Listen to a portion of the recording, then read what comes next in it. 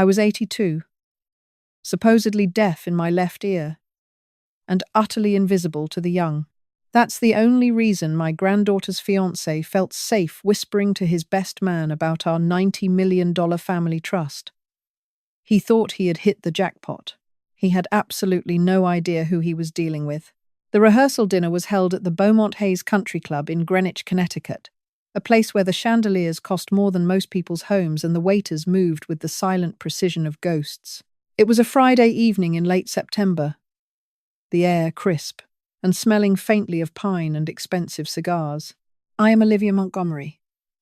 To the waiters, I was just another frail old woman, nursing a glass of sparkling water with a twist of lime. To the younger guests, I was a relic, a smiling, nodding artifact wrapped in a vintage Chanel jacket who needed help navigating the short flight of stairs to the dining room. But appearances, as I have learned over 8 decades on this earth, are the most useful weapons a woman can possess. My granddaughter, Chloe, sat at the center of the head table, positively radiating joy.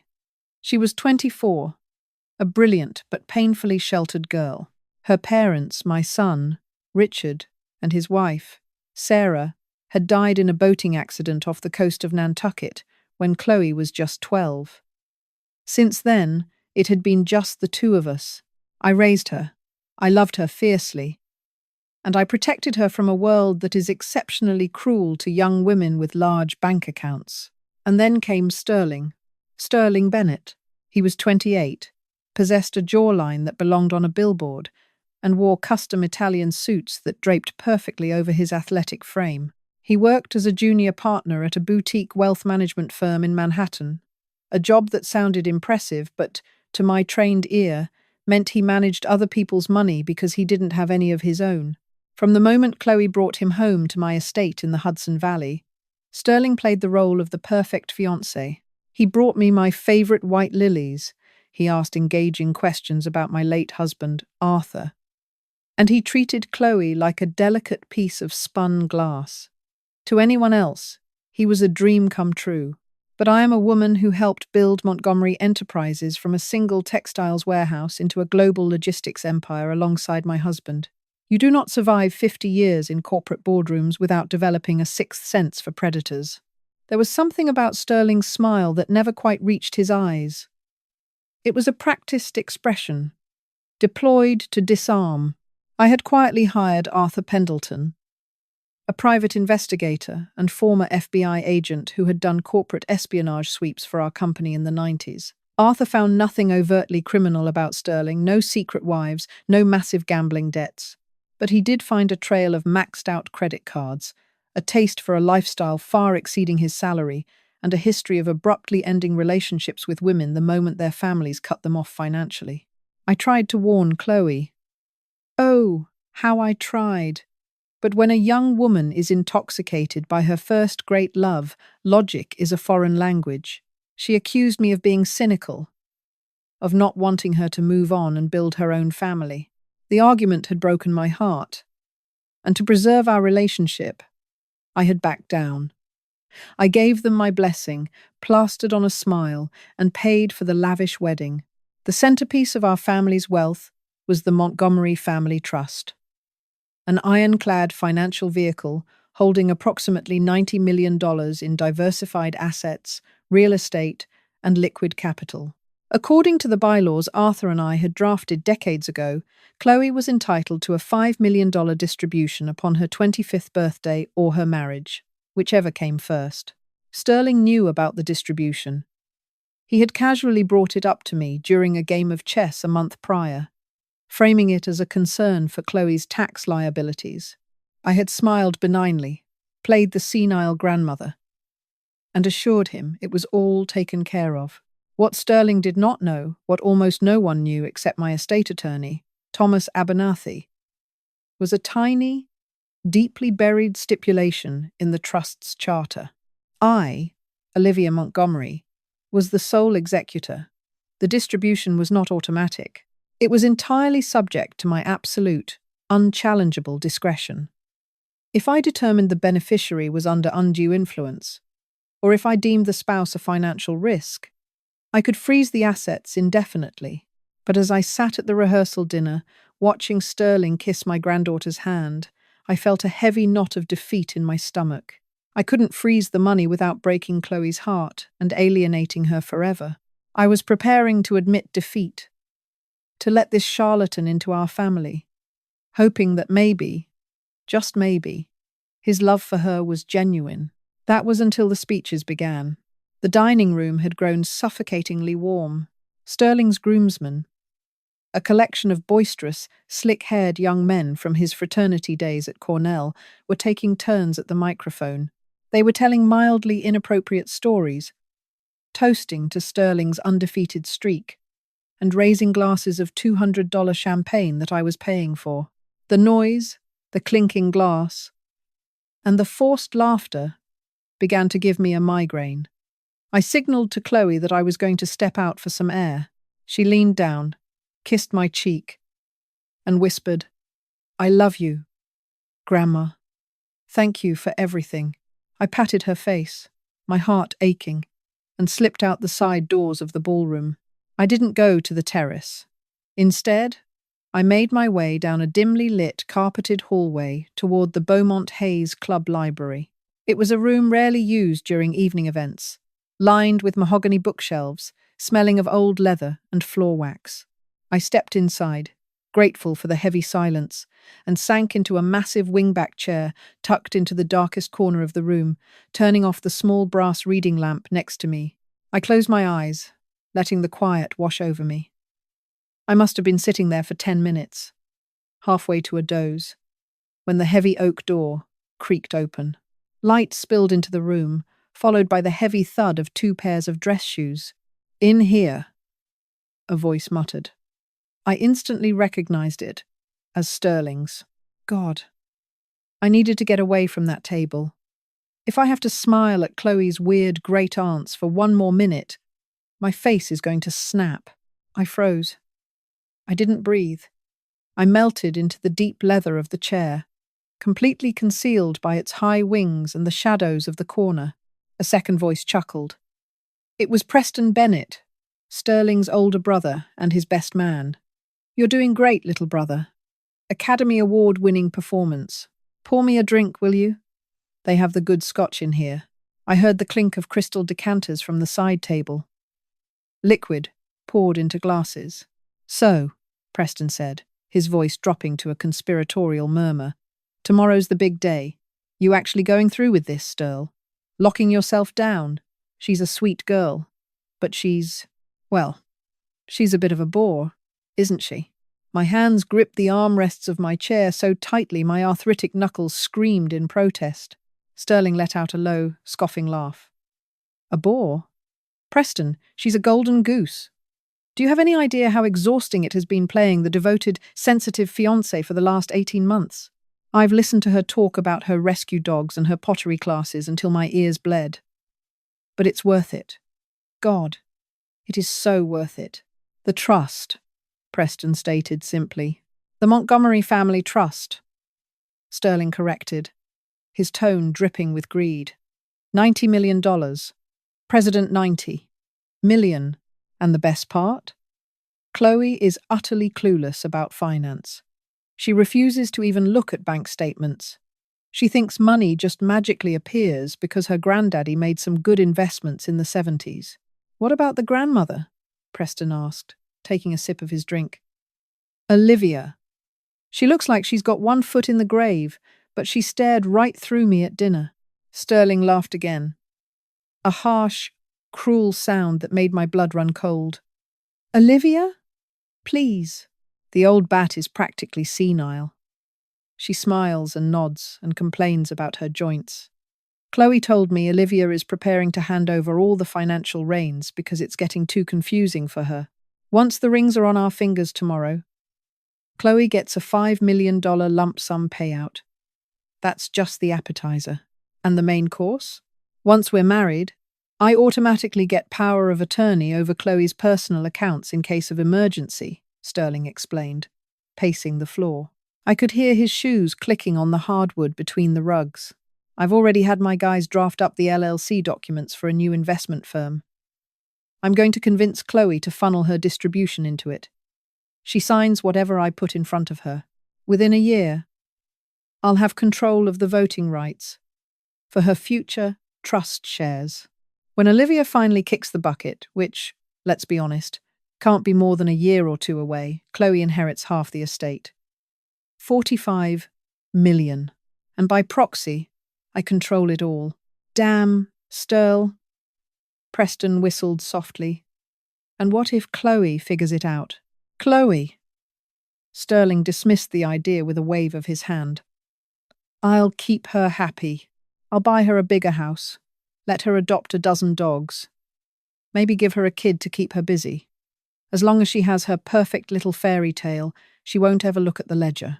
And if she does, well, by then, the assets will be so hopelessly commingled, she won't be able to touch me without bankrupting herself in divorce court. A heavy, suffocating silence fell over the room, broken only by the sound of the two brothers drinking. To the Montgomery fortune, Preston said, raising his glass. To my early retirement, Sterling replied. They finished their drinks, set the glasses down, and walked out of the library, the heavy oak door clicking shut behind them. I sat in the dark for a long time. I didn't cry. Tears are a useless luxury when you are at war, and make no mistake. As I sat in the shadows of the Beaumont Hayes Club, I was a general standing over a map of the battlefield. Sterling had made 3 fatal miscalculations. First, he assumed Chloe was entirely unprotected.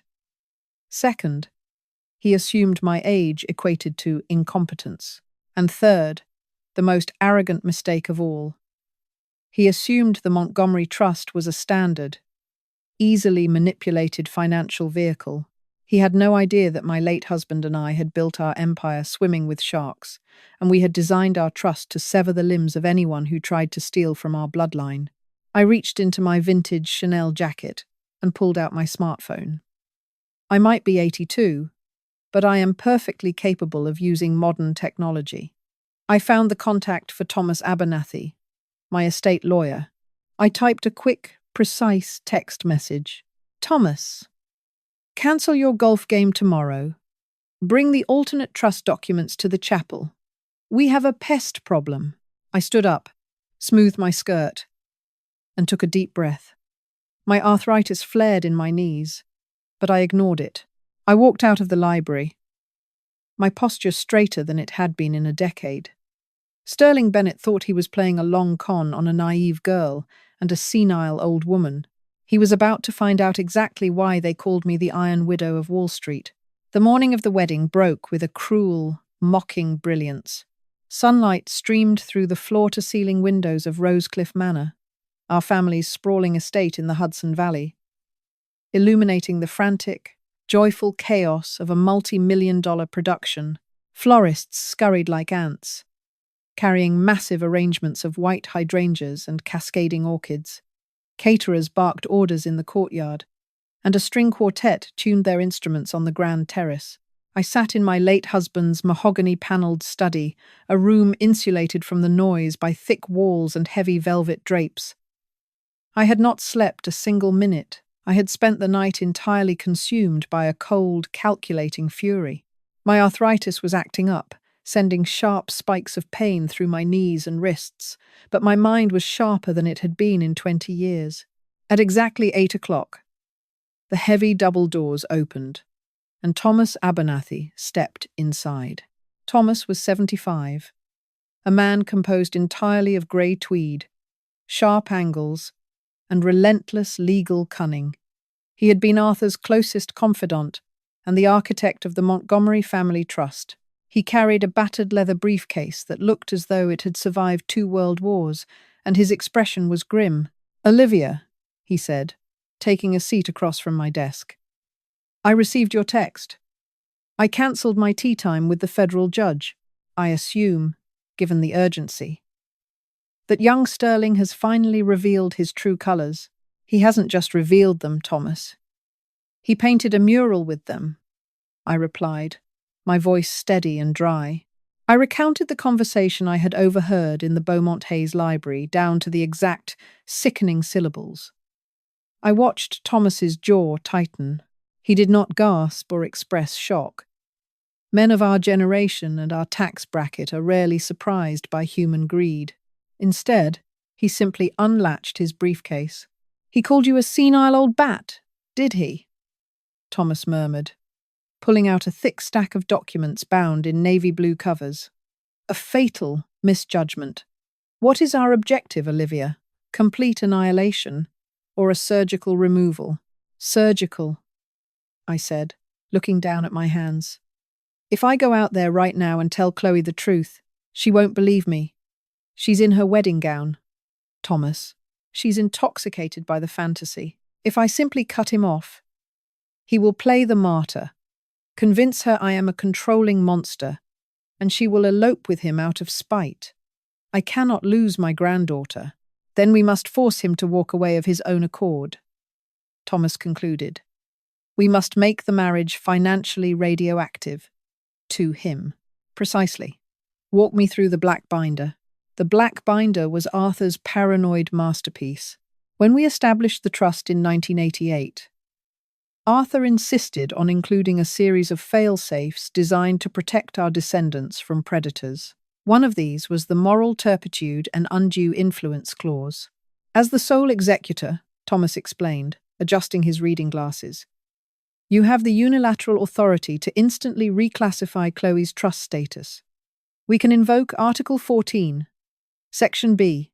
The $5 million distribution, meant for today, is frozen, effectively immediately. Furthermore, we restructure her inheritance. She will receive a comfortable living stipend.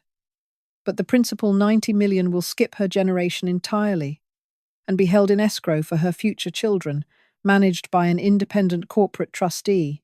Meaning," I clarified, "if Sterling marries her, he gets access to nothing but a monthly allowance that barely covers the maintenance on a Manhattan condo." "Correct. But there is more," Thomas said, a rare, shark-like smile touching the corners of his mouth. "I spent the morning making a few phone calls to some contacts in the financial sector. Sterling's boutique firm? They are highly leveraged. Sterling himself has over $200,000 in personal debt hidden in offshore shell accounts. He desperately needs Chloe's $5 million to avoid defaulting and facing a quiet SEC inquiry." I leaned back in Arthur's leather chair. The trap was set. The bait was gone. All that remained was to spring the mechanism. "Draft the addendums," I ordered. "I will sign them now. Then, I need you to draw up one more document. A non-disclosure agreement, paired with a voluntary severance contract." Thomas raised an eyebrow. "You want to pay him to leave?" "I want to offer him a lifeline that reveals exactly what kind of rat he is," I said, taking a Montblanc pen from the desk set. $250,000. Cash transfer today. In exchange, he leaves Rosecliff Manor immediately. He signs a lifetime NDA regarding our family, and he breaks off the engagement. He must tell Chloe he is leaving her because he realized he isn't ready for commitment. He takes all the blame, and if he refuses, if he decides to call your bluff and marry her anyway, then I present the evidence of his offshore debts to the authorities, and I let him marry a woman who has suddenly been cut out of the family fortune," I said, signing the trust freeze with a firm, unbroken flourish. "But he won't. Men like Sterling Bennett do not love women. They love leverage. When the leverage is gone, they run." At 10 o'clock, I walked upstairs to the bridal suite. Chloe was standing in front of a full-length mirror, enveloped in an exquisite gown of French lace and silk tulle. Her bridesmaids, including her nervous maid of honor, Madeline, were fussing over her veil. Chloe looked like a vision. She looked like her mother. My heart physically ached. For a brief, agonizing second, I considered backing down. Why destroy her fairy tale? Why break her heart today? Of all days? Because, I reminded myself, a broken heart heals. A destroyed life does not. "Grandma!" Chloe gasped, turning to me with eyes shining with unshed tears. "How do I look?" You look breathtaking, my darling, I said, stepping forward to kiss her forehead. I wish he were here, she whispered. He is, I assured her, silently asking Arthur for strength. Now, girls, if you'll excuse me, I need to go see to a final piece of wedding business. The groom needs his traditional Montgomery blessing. I turned and walked out of the room, my cane tapping a steady, rhythmic march against the hardwood floor. It was time for the execution. I instructed Cynthia, our frantic wedding planner, to locate Sterling and tell him I needed to see him in the library for a private family gift exchange. I sat behind the massive oak desk, the same desk where I had negotiated shipping contracts that brought international conglomerates to their knees. Thomas stood silently in the corner, blending into the shadows like a well-dressed spectre. At exactly 10:45, just 90 minutes before the ceremony was scheduled to begin on the great lawn, Sterling strolled into the room. He looked magnificent. I'll give him that. He wore a bespoke Tom Ford tuxedo that fit him flawlessly. His hair was perfectly styled, and he wore the confident, easy smile of a man who believed he was an hour away from securing $90 million.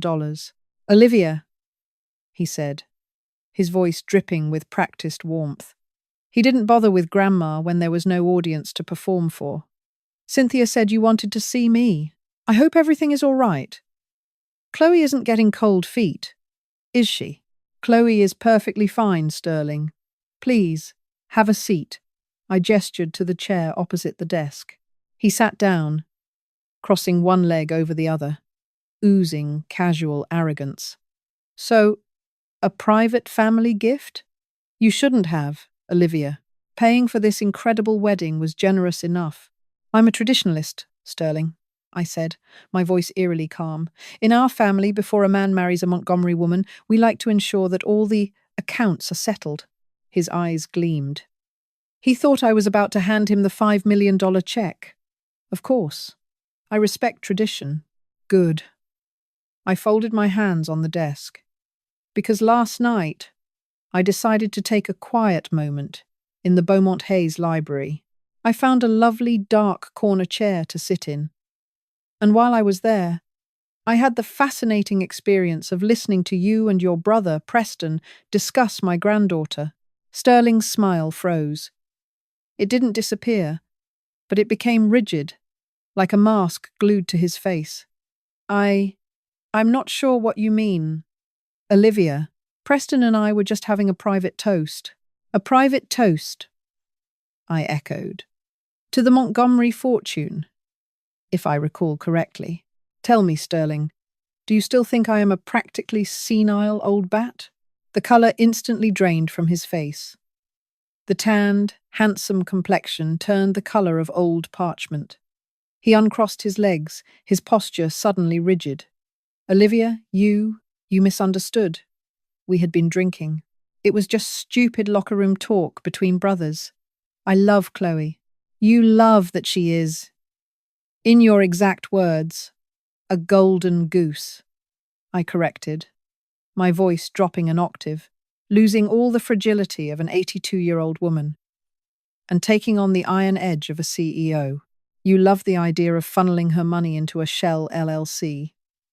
You love the idea of taking power of attorney and waiting for me to kick the bucket. I never.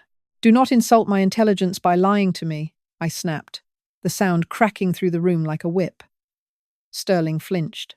I reached into my pocket and placed my smartphone on the desk. You assumed I was deaf. You assumed I was stupid.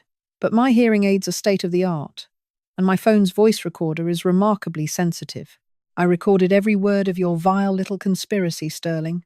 It was a bluff. I hadn't recorded it. I had been too shocked to fumble with the app, but he didn't know that, and his guilt made him entirely pliable. Sterling stared at the phone as if it were a live grenade. The polished, charming fiancé vanished, replaced by a cornered, desperate animal. What do you want? He hissed, the facade entirely gone. You want to play hardball, old woman? Fine. I walk out of here. I take Chloe, and we elope. She is obsessed with me. If you try to stop us, She'll hate you forever. She might, I conceded softly. But she will be poor. And so will you. I slid the blue-bound documents across the desk. This morning, at 8:15, I invoked my rights as sole executor of the Montgomery Family Trust, I explained, watching his eyes dart over the legal jargon on the cover page. Chloe's $5 million distribution has been cancelled. Her inheritance has been restructured. If she marries you, she receives a monthly stipend of $4,000. The principal $90 million is locked in an irrevocable generation-skipping trust. You will never, not ever, touch a single penny of Arthur Montgomery's money. Sterling stared at the document, his breathing turning shallow and rapid. You can't do this. She's entitled to that money. She is entitled to what I give her, I said coldly. Then I'll leave her, he sneered, leaning forward, showing his teeth. I'll walk right into that bridal suite and tell her the wedding is off. And I'll tell her exactly why. I'll tell her that her controlling, psychotic grandmother drove me away. I'll break her heart, and I will make sure she blames you for the rest of her life. I anticipated that, I replied, not breaking eye contact. I gestured toward Thomas, who stepped out of the shadows. Sterling jumped. He hadn't even realized the lawyer was in the room. Thomas placed a single, crisp sheet of paper next to the trust documents. This is an offer of severance, Thomas said, his voice like gravel. $250,000. Wired to your account the moment you sign it. You are currently $212,000 in debt. Mr. Bennett, with your creditors threatening to alert the SEC to your offshore irregularities. This money saves your career. Sterling's eyes widened in genuine terror. He looked from Thomas back to me. How? How do you know about that? I know everything, I said quietly. Here are your options, Sterling. Option 1. You marry her. You get no millions. You default on your loans. The SEC investigates you. And you spend the next 5 years in federal prison while my lawyers tie you up in a prenuptial nightmare. Option 2. You go to Chloe and tell her I forced you away. I will immediately release the audio recording to her, and I will hand over the evidence of your financial fraud to the authorities. You go to jail, and she realizes you were a con artist. I tapped the single sheet of paper. Option 3. You sign this document. You take the $250,000. You walk out the back door of this estate right now, get into a town car, and you go back to Manhattan. You will send Chloe a message stating that you got cold feet, that you realized you are not ready for marriage, and that you are sorry. You will take the blame. You will break her heart, but you will leave my family in peace. And if you ever speak to her, or the press, about this family again, Thomas will bury you so deep in litigation you won't see daylight again. Sterling sat paralyzed in the chair. The silence in the room was absolute, broken only by the ticking of the grandfather clock in the corner. He looked at the millions he had lost, and then at the meager lifeline I was offering him to save his own skin. He didn't think about Chloe. He didn't shed a tear for the love he was supposedly losing. I watched the math calculating behind his eyes. He was assessing his own survival. Slowly, with a trembling hand, Sterling Bennett reached across the desk and picked up the Mont Blanc pen. The scratch of the Mont Blanc pen against the heavy cardstock sounded exceptionally loud in the quiet of the study. Sterling's signature was hurried, lacking its usual pretentious flourish. He pushed the paper back across the mahogany desk, his hands trembling slightly, his eyes fixed on Thomas. Thomas Abernathy did not gloat. He merely picked up the document, inspected the signature with clinical detachment, and tapped a sequence into his encrypted tablet. A tense, suffocating minute passed. Then, Sterling's smartphone buzzed in his tuxedo pocket. Sterling pulled it out. I watched his shoulders drop as he read the notification from his bank. The $250,000 had cleared. His debts were survivable. His freedom from federal prison was secured. And in exchange, he had sold the woman who loved him.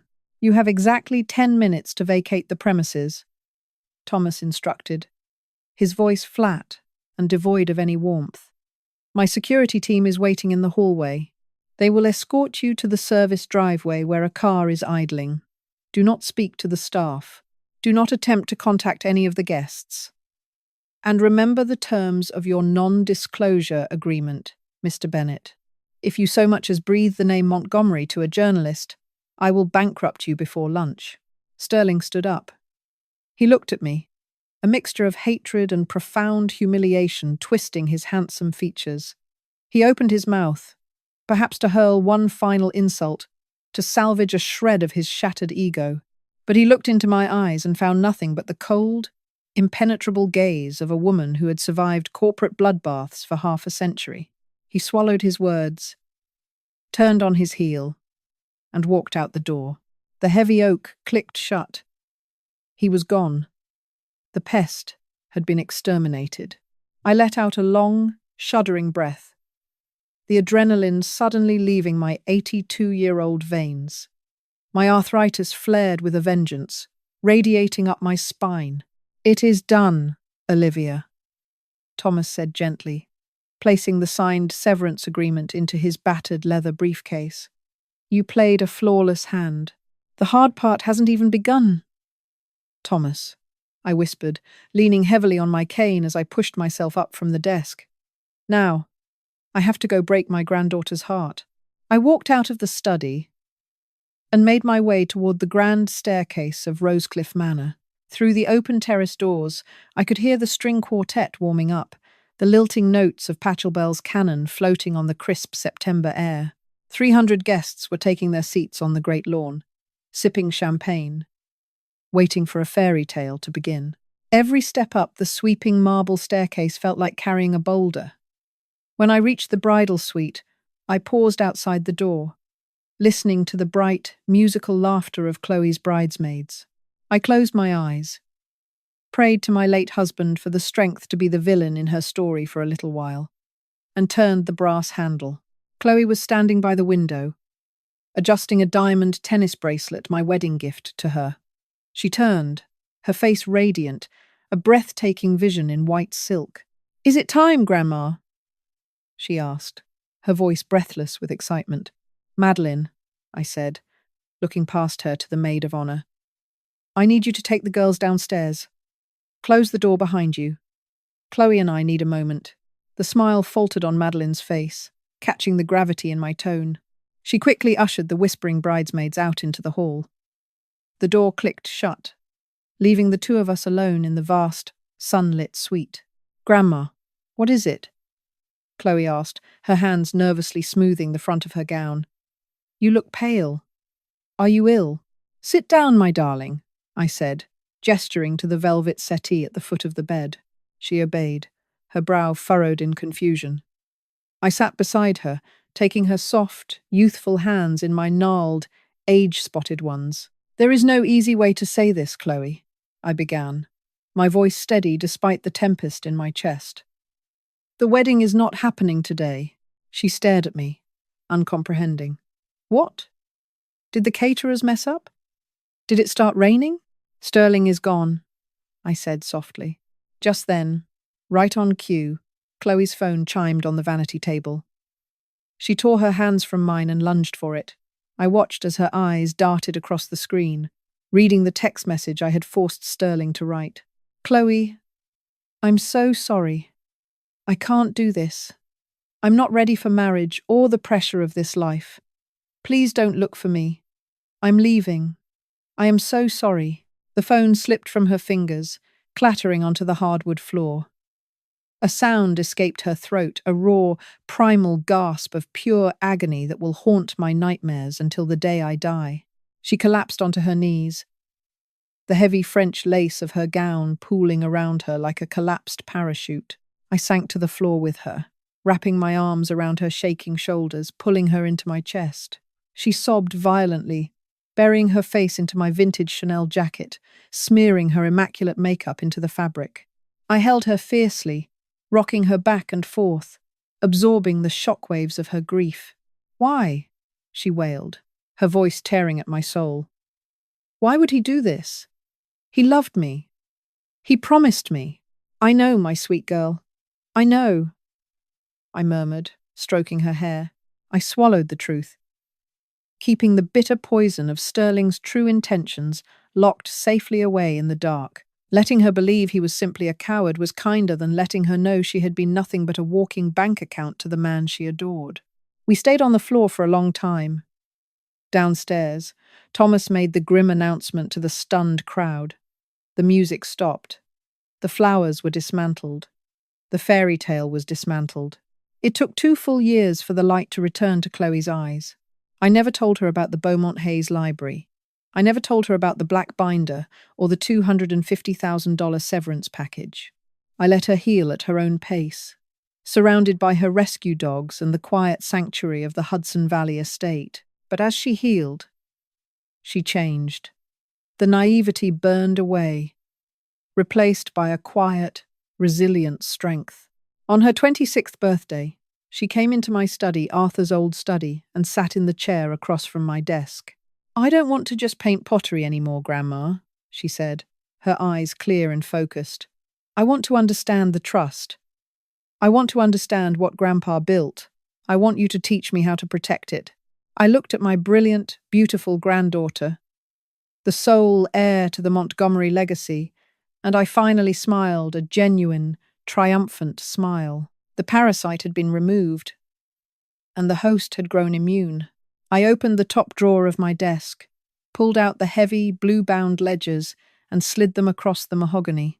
"Take a seat, Chloe," I said, handing her a Montblanc pen. "We have a lot of work to do. Wealth is a heavy armor. It protects you from the elements, but it weighs you down and attracts thieves in the night." I shattered my granddaughter's fairy tale to save her from a nightmare. Sometimes, the fiercest act of love a matriarch can perform is wielding the executioner's axe. Let this be a testament. The quietest women in the room are usually the ones holding all the keys.